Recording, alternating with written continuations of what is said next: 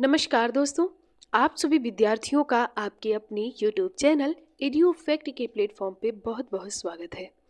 दोस्तों, आरओ की परीक्षा को ध्यान में रखते हुए जो सामान्य अध्ययन से संबंधित श्रृंखला चल रही थी, उसी श्रृंखला को आगे बढ़ाते हुए आज की क्लास में भी हम कुछ महत्वपूर्ण क्वेश्चन को सॉल्व करेंगे। तो आइए देखते हैं पहला प्रश्न कौन सा है। दोस्तों, पहले प्रश्न की अगर हम बात करें तो यहाँ पर लिखा है कि पेलाग्रा रोग किस विटामिन की कमी के कारण होता है। तो ये विटामिन B3 के कमी के कारण होता है, याद रखिएगा।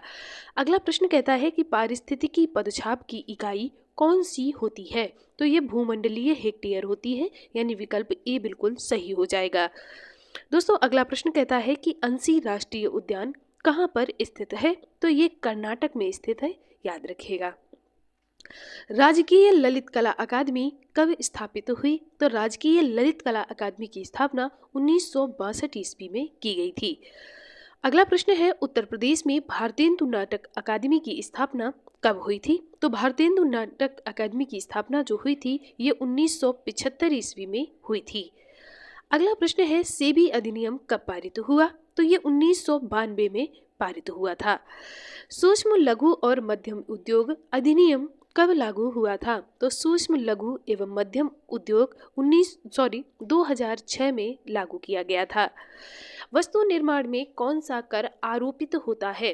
तो ये एक्साइज ड्यूटी, एक्साइज कर होता है, एक्साइज टैक्स होता है, ये आरोपित किया जाता है, यानी ये लगाया जाता है। अमरबेल पौधों के किस भाग से भोज्य पदार्थ प्राप्त करते हैं।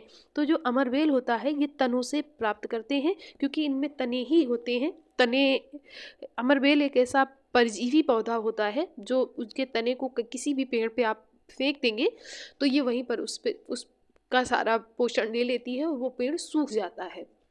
अमरबेल जो होता है ये पतली पतली रस्सी टाइप की होती है, उसे अमरबेल कहते हैं, पीले कलर की होती है। किस संविधान संशोधन के तहत अधिकरण भारतीय संविधान का भाग बना। तो ये 42वें संविधान संशोधन के तहत, विकल्प बी बिल्कुल सही है। अगला प्रश्न है, पिन घाटी राष्ट्रीय पार्क रिज किस राज्य में स्थित है। तो ये हिमाचल प्रदेश में स्थित है, विकल्प बी सही आंसर हो जाएगा। अंतर्राष्ट्रीय महामारी तैयारी दिवस पहली बार कब मनाया गया। तो अंतर्राष्ट्रीय महामारी तैयारी दिवस 2020 में मनाया गया, कोरोना वायरस के समय। पकलडूम परियोजना किस नदी पर है। तो पकलडूम परियोजना चेनाब नदी पर स्थित है, याद रखिएगा। किस दिन विश्व मृदा दिवस के रूप में याद किया जाता है। तो ये 5 दिसंबर को याद किया जाता है, याद रखिएगा। अगला प्रश्न है, तृतीय आंग्ल अफगान युद्ध कब लड़ा गया। तो ये 1919 में लड़ा गया था, याद रखिएगा। 1919 13 अप्रैल 1919 को जलियांवाला बाग हत्याकांड हुआ था, ये भी आप याद रखिएगा। सिख राज का ब्रिटिश भारत में विलय किस गवर्नर जनरल के कार्यकाल में हुआ था। तो ये डलहौजी के कार्यकाल में हुआ था, और भारत के अधिकांश राज्यों का जो ब्रिटिश भारत में विलय किया वो डलहौजी ने ही किया था, ये भी आप याद रखिएगा। अगला प्रश्न कहता है कि मंगलौर की संधि किस वर्ष हुई थी। तो मंगलौर की संधि जो हुई थी वो 1784 में हुई थी, याद रखिएगा। बिंदौरी क्षेत्रीय लोक नृत्य किस राज्य से संबंधित है। तो ये राजस्थान राज्य से संबंधित है, घूमर का संबंध भी राजस्थान से ही है, याद रखिएगा। फिरोजपुर नगर किस नदी के किनारे स्थित है। तो ये सतलज नदी के किनारे स्थित है, ये पंजाब राज्य का एक नगर है, याद रखिएगा। कौन सा मुगल शासक अपने सिक्कों पर अपना चित्र बनवाता है। तो ये जहांगीर अपने सिक्कों पर अपना चित्र अंकित करवाता था, और चित्रकारी जो मुगल काल में फेमस थी वो जहांगीर के समय में ही फेमस थी, ये भी आप याद रखिएगा। अगला प्रश्न कहता है कि किस मुगल शासक के काल को चित्रकला का स्वर्ण काल कहा जाता था। तो ये जहांगीर के काल को कहा जाता था, याद रखिएगा। और ये स्थापत्य कला का स्वर्णकाल जो कहा जाता था वो शाहजहां को कहा जाता था, स्थापत्य कला का, ठीक है। स्थापत्य कला का जो स्वर्णकाल था वो शाहजहां के समय में था। किसके द्वारा लीलावती का फारसी में अनुवाद किया गया था। तो ये फैजी का किया गया था। लीलावती जो थी वो गणित की एक पुस्तक थी, ये गणित की पुस्तक थी, और इसे शायद ब्रह्मगुप्त ने लिखा था। इनकी पुत्री का नाम लीलावती था, उन्हीं के नाम पर इन्होंने लीलावती पुस्तक लिखी थी। और इस पुस्तक में जो था वो गणित के सूत्र थे, इसका फारसी में अनुवाद फैजी ने किया था, याद रखिएगा। किस वर्ष गीतांजलि पुस्तक का अंग्रेजी संस्करण प्रस्तुत किया गया। तो गीतांजलि पुस्तक का अंग्रेजी संस्करण 1912 में किया गया था, याद रखिएगा। Pakistan and the partition of India के लेखक कौन हैं? तो ये BR अम्बेडकर जी हैं, यानी भीमराव अम्बेडकर जी हैं, जिन्हें संविधान का पिता भी कहा जाता है, याद रखिएगा। अगला प्रश्न कहता है गुलामगिरी के लेखक, तो ये गुलामगिरी के लेखक ज्योतिबा फूले थे, याद रखिएगा। अगला प्रश्न है बिरहोर जनजाति कहाँ पर पाई जाती है? तो बिरहोर जनजाति का संबंध छत्तीसगढ़ से है। टैनिक अम्ल किसने पाया जाता है? तो टैनिक अम्ल जो है वो पाया जाता है चाय में, याद रखिएगा। चाय स्वास्थ्य के लिए बहुत ही ज़्यादा हानिकारक होती है। इनमें से कौन सा विषाणु जनित रोग नहीं है? तो हैजा जो है ये विषाणु जनित रोग नहीं होता है। बासमती चावल का लंबा होना किस पर निर्भर करता है? तो ये अमाइलेज पर निर्भर करता है, याद रखिएगा। अगला प्रश्न है दंत चिकित्सक द्वारा कौन सा दर्पण इस्तेमाल किया जाता है? तो दंत चिकित्सक द्वारा अवतल दर्पण को इस्तेमाल किया जाता है। अगला प्रश्न कहता है अमरकोश में पुराणों के कितने विषय बताए गए हैं? तो इसमें पुराणों के 5 विषय बताए गए हैं, याद रखिएगा। मानव शरीर में अमीनो एसिड की कितनी संख्या पाई जाती है? तो मानव शरीर में अमीनो एसिड की जो संख्या है वो 22 पाई जाती है, याद रखिएगा।